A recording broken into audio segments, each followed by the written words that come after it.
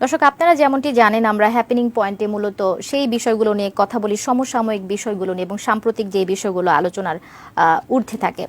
আজকে আমরা কথা বলবো বিশ্ব শিক্ষক দিবসে শিক্ষকের অধিকার, শিক্ষকতার মান, সামগ্রিক শিক্ষা সংক্রান্ত বিষয়। আর এই বিষয় নিয়ে আমাদের সঙ্গে আজকে কথা বলার জন্য স্টুডিওতে উপস্থিত আছেন অধ্যাপক কর্নেল অবসরপ্রাপ্ত কাজী শরীফুদ্দীন, পরিচালক পরিকল্পনা ও উন্নয়ন বিভাগ এবং প্রকল্প পরিচালক, বঙ্গমাতা শেখ ফজিলাতুন্নেসা মুজিব বিজ্ঞান ও প্রযুক্তি বিশ্ববিদ্যালয়।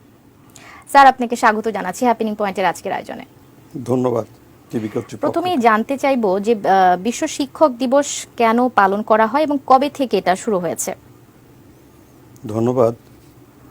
অত্যন্ত সময় আলোচিত একটা বিষয় নিয়ে আজকে আপনারা আমাকে ডেকেছেন। জি। প্রথমত হচ্ছে বিশ্ব শিক্ষক দিবস। শিক্ষক, teachers, instructor, directing staff, mentor, যেটা নামে আমরা ডাকি না কেন, মা বাবার পরে যার অবস্থান উনি হচ্ছেন শিক্ষক। শিক্ষকতা একটা মহান পেশা। এই শিক্ষকরা শিশুকে যিশুতে পরিণত করতে পারে শুধু তাদের মেধা, প্রজ্ঞা, দিক নির্দেশনা দিয়ে। তো এই শিক্ষকদের সবচেয়ে ইম্পর্টেন্ট হচ্ছে অধিকার, দায়িত্ব এবং মর্যাদা। অধিকার, দায়িত্ব এবং মর্যাদা পালনের জন্য ILO, আন্তর্জাতিক শ্রম সংস্থা এবং ইউনেস্কো শ্রেষ্ঠ শিক্ষকদের অবদান স্বীকৃত হিসেবে 1966 সালে প্যারিসে সর্বপ্রথম তারা এই শিক্ষক দিবসের জন্য প্রস্তাব দেয় এবং ওখানে বেশ কিছু সুপারিশমালা ছিল। এই প্রস্তাবের ভিতরে যে জিনিসটা ছিল, এখানে ছিল শিক্ষকদের অধিকার, দায়িত্ব এবং মর্যাদা। তাই মর্যাদার জন্য প্রথম যে জিনিস, আমাদের যে শিক্ষক মানুষ গড়ার কারিগর, তারা পরাজয়ে তখনই নিজেকে তৃপ্ত হয় যদি কখনো ছাত্রের কাছে পরাজিত হয়। তা এইটা তখন কেউ মেনে নেয়নি। 1994 সালে ইউনেস্কোর 27তম অধিবেশনে ইউনেস্কোর তৎকালীন ডিজি, মহাপরিচালক, ওই ভদ্রলোকের নাম doctor Frederick Mayor. Doctor Frederick Mayor তার নিজের শিক্ষকের অবদানের কথা স্মরণ করে এই দিনটাকে পালন করার জন্য জাতিসংঘের থেকে প্রস্তাবটা অনুমোদন করিয়ে নেয়। সে কারণে 1995 সাল থেকে বিশ্বের 167 দেশের 401টি সংগঠন এই দিবস পালন করে যাচ্ছে। তাই বেসিক্যালি এই দিবসটা কিন্তু 5ই অক্টোবর। আজকে আমরা বাংলাদেশে প্রজ্ঞাপনের মাধ্যমে মন্ত্রণালয়ের দিক নির্দেশনায় 27 অক্টোবর পালন করছি, যেখানে আমাদের সকলে উপস্থিত থাকতে পারছেন। শিক্ষামন্ত্রী, শিক্ষা উপমন্ত্রী, প্রাথমিক শিক্ষা প্রতিমন্ত্রী সবাই উপস্থিত আছেন। এটা আমাদের জন্য অত্যন্ত সুখকর একটি খবর। স্যার, জানবো যেটি যে বিশ্ব শিক্ষক দিবস উপলক্ষে এডুকেশন ইন্টারন্যাশনাল EI প্রতি বছর একটা প্রতিপাদ্য বিষয় নির্ধারণ করে থাকে, যা দেখা যায় জনসচেতনতা বৃদ্ধির সঙ্গে সঙ্গে শিক্ষকতা পেশার অবদানকেও অনেকটা স্মরণ করিয়ে দেয়। এই বছরে আমাদের বিশ্ব শিক্ষক দিবসের প্রতিপাদ্য কি? Good, very important question. এবছর প্রথমে আসি শিক্ষা প্রতিপাদ্য বিষয়। The transformation of education begins with teachers. শিক্ষার পরিবর্তন শিক্ষা দিয়ে শুরু হয়। এই শিক্ষক বলতে শুধুমাত্র প্রাইমারি স্কুলের শিক্ষক, হাই স্কুলের শিক্ষক বা ব্যাপারটা তা নয়। শিক্ষক, teacher, instructor, mentor, educator, directing staff, যে নামেই আমরা ডাকি না কেন, এবারের প্রতিপাদ্য হচ্ছে শিক্ষার পরিবর্তন শিক্ষা দিয়ে শুরু। এখন আমি আসি প্রতিপাদ্য জিনিসটা কি। এই জিনিসটা আমাদের অনেক শিক্ষকদেরও ক্লিয়ার নয়। প্রতিপাদ্য হচ্ছে এই শব্দটার অর্থ হচ্ছে নিরূপণ করা, মানে বোঝার যোগ্য। মেন এইম বলতে পারেন, উদ্দেশ্য বলতে পারেন, মিশন, যে নামে আমরা ডাকি না কেন। তা আমাদের একটা শিক্ষক দিবসের শিক্ষকদের অধিকার, দায়িত্ব, মর্যাদার জন্য তাদেরকে মূল্যায়ন করার কিছু নীতিগত দিক নির্দেশনা থাকে। সেটাই যেমন আজকের প্রতিপাদ্যের সঙ্গে আমি আরেকটু বলি। যেমন 2016 সালের প্রতিপাদ্য ছিল শিক্ষকদের মূল্যায়ন করা, তাদের অবস্থার উন্নতি করা।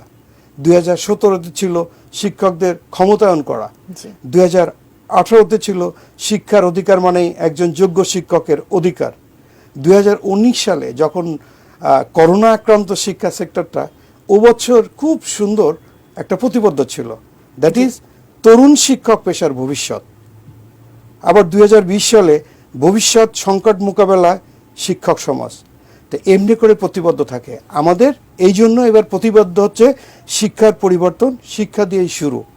অ্যাকচুয়ালি একজন ডক্টর যেমন পেশেন্ট সম্বন্ধে জানেন, একজন ইঞ্জিনিয়ার যেমন কনস্ট্রাকশন সম্বন্ধে জানেন, একজন শিক্ষক বা ডাইরেক্টর বা এডুকেটর উনি শিক্ষা সেক্টর সম্বন্ধে খুব ভালো জ্ঞান রাখেন। তো শিক্ষার কোনো পরিবর্তন যদি আমরা শিক্ষকের মাধ্যমে যাই, তাহলে স্পেশালাইজ দিয়ে অপারেশন করলে যেমন করে সাকসেস আসে, এডুকেশন সেক্টরটা ফুললি সাকসেস আসবে। জি, তা অবশ্যই। একটা কথা না বললেই নয়, আমাদের দেশে কিন্তু সরকারিভাবে অনেক দিবসই পালন করা হয়, কিন্তু শিক্ষকদের জন্য কোনো দিবস সরকারিভাবে ঘটা করে পালন করা হতো না। বিভিন্ন শিক্ষক সংগঠন সেটি পালন করতেন। কেন এটা এতদিন হতো না? আর এই যে সরকারিভাবে প্রথম শিক্ষক দিবস পালন করা হচ্ছে, এই সম্পর্কে আপনার অভিমত জানতে চাইব। গুড। এটা আমাদের একটা নতুন আবেগের স্থান, নতুন সম্বন্ধের স্থান, আমাদের শিক্ষকদের জন্য অতি গুরুত্বপূর্ণ, আনন্দের এবং গুরুত্বপূর্ণ বহন করে। একটা জিনিস খেয়াল রাখতে হবে, improvements is a continuous process. আপনি যে কথাটা বললেন পালন করা হতো না, এটা সঠিক নয়। পালন করা হতো, বিভিন্ন সংস্থা পালন করতো, যেমন বিশ্বে 401টা সংগঠন অলরেডি পালন করছে এবং আমাদের দেশে অনেক সংগঠন পালন করতো। This is the first time government Jio মানে গভর্নমেন্ট অর্ডারের মাধ্যমে আমরা সম্মিলিতভাবে, আমি যেটা বলেছিলাম যে শিক্ষক বলে শুধু প্রাইমারি শিক্ষক নয়, that is mentor, directing staff, instructor, যেভাবে আমরা ডাকি না কেন। এই জন্যই কিন্তু এখানে শিক্ষামন্ত্রী আছেন, শিক্ষা উপমন্ত্রী আছেন, জনশিক্ষা প্রতিমন্ত্রী আছেন, মানে সকল সেক্টরের অভিভাবক এবং সচিব মহোদয়রা মিলে আজকে উসমানী মিলনায়তনে যেটা মাননীয় প্রধানমন্ত্রী শেখ হাসিনার দিক নির্দেশনায় শুরু হয়েছে, এটা শিক্ষা সেক্টর একটা মাইল ফলক হিসেবে থাকবে। জি, তা অবশ্যই। আরেকটা বিষয় জানবো যে একটা শিক্ষার্থীকে তার মনের ওপর ইতিবাচক প্রভাব বিস্তার করে ভবিষ্যতের জন্য প্রস্তুত করা একজন শিক্ষকের জন্য এই কাজটা কতটা চ্যালেঞ্জিং? Very important question. আমরা জন্মগ্রহণ করি মা বাবার ব্লেসিংয়ে। তো পৃথিবীতে আমাদের মা বাবা আমাদের জন্মদান করেছেন, কিন্তু আমাদের আদর্শ সন্তান হিসেবে মানুষ করতেন শিক্ষকরা। তো শিক্ষক সত্যি সেই Socrates, Plato, Aristotle, alternates of generation, শিক্ষকের কোনো মৃত্যু নাই। কিন্তু শিক্ষক মারা গেল, ওনার নীতি, আদর্শ, দিক নির্দেশনা পরবর্তী প্রজন্ম ছাত্রদের মাধ্যমে চলে আসে, শিক্ষার্থীদের মাধ্যমে তার নীতি আদর্শগুলো। আর সেই জন্যই এই পেশাটা হচ্ছে মহৎ পেশা। এই জন্যই বলা হয় মানুষ গড়ার কারিগর, সমাজ গড়ার কারিগর, দেশ গড়ার কারিগর এই শিক্ষকেরা। তা এখন একটা স্টুডেন্টকে যুগোপযোগী করতে, আগের শিক্ষা ব্যবস্থা যে চক পেন্সিলের ডাস্টারের ছিল, এখন ডিজিটালাইজ চলে গেছে, এখন গ্লোবালাইজ বিশ্ব। বাংলাদেশে বসে এখন আমরা আমেরিকাতে ক্লাস করছি, অনলাইনে সমগ্র বিশ্বের ইউনিভার্সিটির সাথে আমরা আপডেটেড হচ্ছি। তা এই সিস্টেমটা একজন মেন্টর, একজন ডাইরেক্টিং স্টাফ, একজন টিচার রপ্ত করেছেন এবং তার কৃতিত্ব এখানেই, তার হাত দিয়ে, তার হাতের ছোঁয়ায় যখন একটা ছাত্র আদর্শ ছাত্র হিসেবে রূপ হয়, এই জন্য অসম্ভবকে সম্ভব করার দায়িত্ব হচ্ছে শিক্ষকদের, যারা আমাদের জাতি গঠনে বিশেষ ভূমিকা রেখে থাকেন। শ্রদ্ধা জানাই সেই শিক্ষকদের, আমার শিক্ষকদের, যাদের দিক নির্দেশনায় আমি আজকে আপনাদের স্টুডিও পর্যন্ত এসে কথা বলতে পারছি। জি, অবশ্যই। অন্য সব পেশার সঙ্গে শিক্ষকতার পার্থক্যটা কি? কোন কোন বিষয়গুলো আসলে একজন শিক্ষককে অন্য সব পেশা থেকে আলাদা করে রাখে? গুড। প্রথম দিকে গুরু শিষ্য, পাঠশালা, এই কথাগুলো আমাদের খুব অতি পরিচিত।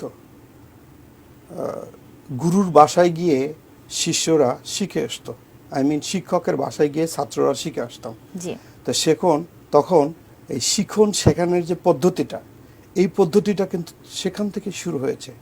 আর আমরা বারবার চাচ্ছি যে আমাদের আদর্শ যে শিক্ষাটা, যেটা মা বাবার কাছ থেকে শিখেছি, পারিবারিক শিক্ষা, সামাজিক শিক্ষার শুরুটা আসতেছে শিক্ষকদের কাছ থেকে শিখে।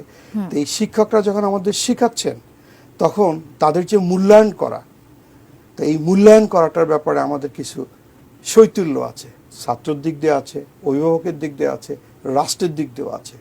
জি। কারণ বাট আগে যখন শিখাতেন তখন তার ভিতরে কোনো পারিশ্রমিক তারা নিতেন না।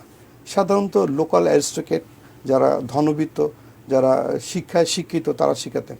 কিন্তু আমাদের একটা পেশা যেহেতু ছয়ে গেছে, এর উপর ভিত্তি করেই তো একজন শিক্ষক তার ছেলে মেয়ে, তার ভবিষ্যৎ, তার আত্মীয় স্বজন, পূজা পার্বণ, অতিথি সেবা সব কিছু তো করতে হবে। সেখানে গিয়ে যখন আমরা দেখতে পাচ্ছি যে আমাদের মূল্যায়নটা কম হচ্ছে, I mean incentive encourage to do further. একজন শিক্ষক যে এত বড় অবদান রাখছেন তার জন্য তাকে একটা ইনসেন্টিভ দিতে হবে, তাকে যে সম্মান দিতে হবে, তাকে যে সম্মানিত করতে হবে, এটার জন্যই কিন্তু আজকে এই শিক্ষক দিবস। জি। জানবো যে অনেক শিক্ষা প্রতিষ্ঠানে দেখা যায় পদ খালি থাকে কিন্তু নিয়োগ হয় না সময় মতো, যার ফলে যারাই কর্মরত থাকেন তারাই শূন্য পদের কাজগুলো করে থাকেন দিনের পর দিন। এতে করে শিক্ষার মান কি নষ্ট হচ্ছে না? আর দেখা গেল যে যেখানে 53 জন শিক্ষক দরকার সেখানে 27 জন শিক্ষক একটা শিক্ষা প্রতিষ্ঠানে পাঠদান করছেন। এক্ষেত্রে কিন্তু শিক্ষকদের উপর বিরাট একটা চাপ পড়ে যায়। এই বিষয়গুলোর সুরাহা হচ্ছে না কেন এখনো? শিক্ষকতা এবং শিক্ষা সেক্টর নিয়ন্ত্রণ করার জন্য একটা প্রতিষ্ঠান আছে, দ্যাট ইজ দেশের গভর্নমেন্ট, দেশের শিক্ষা সেক্টর, দেশের মন্ত্রী, শিক্ষা সেক্টরের সচিব, উনারা এটা দেখভাল করে থাকেন। বাট তবুও আমরা যখন সদ্য স্বাধীন বাংলাদেশ তখন 7.5 কোটি বাঙালি ছিল, এখন কিন্তু তার ডবল, আই মিন 15-এর উপরে 16-17 লাখ কোটি লোক আমাদের। তো সেই দৃষ্টিকোণ থেকে আমাদের কিন্তু জমি 1 ইঞ্চিও বাড়ে নাই। শিক্ষা প্রতিষ্ঠানগুলো বাড়ানো হয়েছে, শিক্ষা প্রতিষ্ঠানের সঙ্গে সঙ্গে শিক্ষকদেরও বাড়ানো হয়েছে, কিন্তু এইটা পারিপার্শ্বিকতার সহিত সামঞ্জস্য রেখে শিক্ষার প্রয়োজনীয়তা অনুধাবন করে সামনের দিকে এগিয়ে যেতে হবে, যেটা এই মুহূর্তে গভর্নমেন্ট এগিয়ে যাচ্ছেন। সেই দৃষ্টিকোণ থেকে অনেকের কষ্ট আছে, আমার প্রতিষ্ঠান সরকারি হচ্ছে, অনেকের কষ্ট আছে আমার প্রতিষ্ঠান হচ্ছে না, কিন্তু চেষ্টা করা হচ্ছে। ওভার দ্য নাইট আলাউদ্দিনের আশ্চর্য প্রদীপের মতো এক ঝলক দিয়ে কিন্তু সব সমস্যার সমাধান হবে না। কিন্তু everything in the notice, in our authority, our minister, our secretary, they are looking after. So will go ahead ইনশাআল্লাহ গ্রাজুয়ালি। জি। বাংলাদেশের প্রেক্ষাপটে একজন তরুণদের হয়ে যদি আমি কথা বলতে চাই, শিক্ষকতাকে কেন এখনো পেশা হিসেবে দেখার মানসিকতা তৈরি হয়নি? প্রথমত হচ্ছে শিক্ষা করার পরে সব অভিভাবক চায় আমার সন্তান একটু সম্মানজনক থাকে। সম্মানজনক কি? তার জন্য সোর্স অফ ইনকাম থাকে, সমাজের জন্য তার স্বীকৃতি থাকে। তো সমাজের স্বীকৃতি এবং সম্মানজনক অবস্থান এই দুইটার জন্য বিভিন্ন সেক্টর আছে, যেমন আমরা বলি BCS sector, engineering sector, doctor sector. তো প্রত্যেকটা সেক্টর একটা নিজস্ব স্বকীয়তা আছে। তো সেই দৃষ্টিকোণ থেকে হয়তো ডক্টর সেক্টর, ইঞ্জিনিয়ার সেক্টর বা এবং ডিফেন্স সেক্টর বলতে পারেন, পুলিশ সেক্টর, যে কোনো সেক্টর, এই দৃষ্টিকোণ থেকে আমাদের সবচেয়ে বড় সেক্টর কিন্তু এডুকেশন সেক্টর।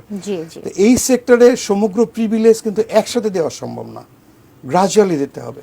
সেই দৃষ্টিকোণ থেকে হয়তো স্বীকৃতির দিক দিয়ে, বেতনের দিক দিয়ে, অ্যাডজাস্টমেন্টের দিক দিয়ে, পারিপার্শ্বিক অবস্থার দিক দিয়ে আমাদের আরেকটু এগিয়ে আসতে হবে।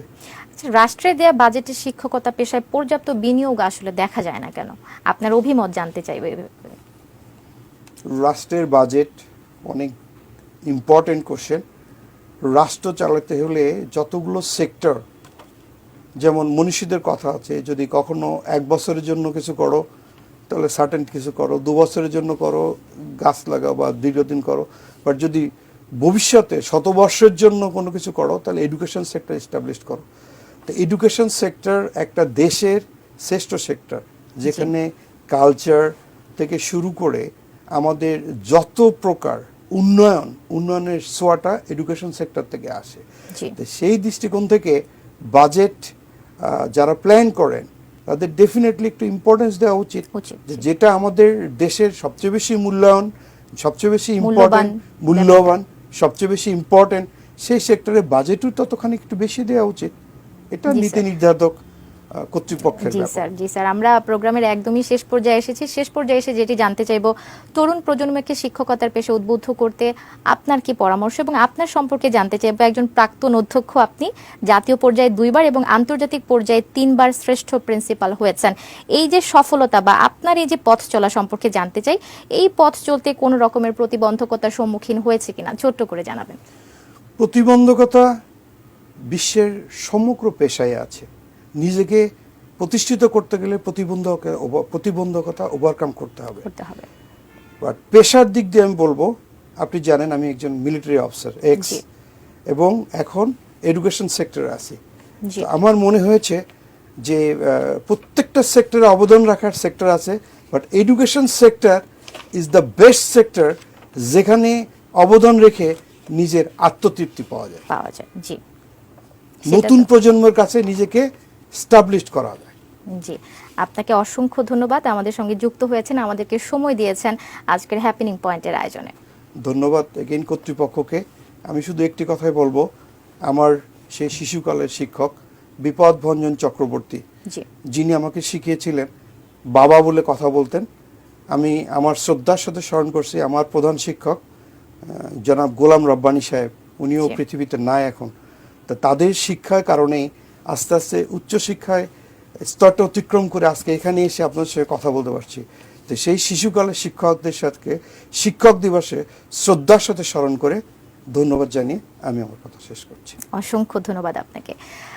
দর্শক, আমাদের সঙ্গে আজকে যুক্ত হয়েছিলেন অধ্যাপক কর্নেল অবসরপ্রাপ্ত কাজী শরীফুদ্দীন, পরিচালক পরিকল্পনা ও উন্নয়ন বিভাগ এবং প্রকল্প পরিচালক বঙ্গমাতা শেখ ফজিলাতুন্নেসা মুজিব বিজ্ঞান ও প্রযুক্তি বিশ্ববিদ্যালয়। আমরা আজকে কথা বলছিলাম শিক্ষক দিবসে শিক্ষকদের অধিকার, শিক্ষকতার মান, সামগ্রিক শিক্ষা সংক্রান্ত বিষয় নিয়ে। শিক্ষা যদি জাতির মেরুদণ্ড হয়, তবে শিক্ষকরা হলেন শিক্ষার মেরুদণ্ড। আর এই শিক্ষকেরা সমস্যায় থাকলে দেখা যায় শিক্ষার গুণগত মান নিশ্চিত করা অনেকটা কঠিন হয়। তাই শুধু যে শিক্ষকদের নয়, শিক্ষার গুণগত মান নিশ্চিত করার জন্য কিন্তু শিক্ষাক্ষেত্রে সব ধরনের সমস্যা এবং অসামঞ্জস্যতা দূর করে একটা পরিকল্পিত শিক্ষা বান্ধব পরিবেশ সৃষ্টি করতে আমাদের সকলকে এগিয়ে আসতে হবে। এই ছিল আমাদের আজকের হ্যাপেনিং পয়েন্টের আয়োজন। আগামীকাল আবারও নতুন কোনো বিষয় নিয়ে আপনাদের সামনে হাজির হয়ে যাব। ততক্ষণ পর্যন্ত এটিএন নিউজের সঙ্গেই থাকুন।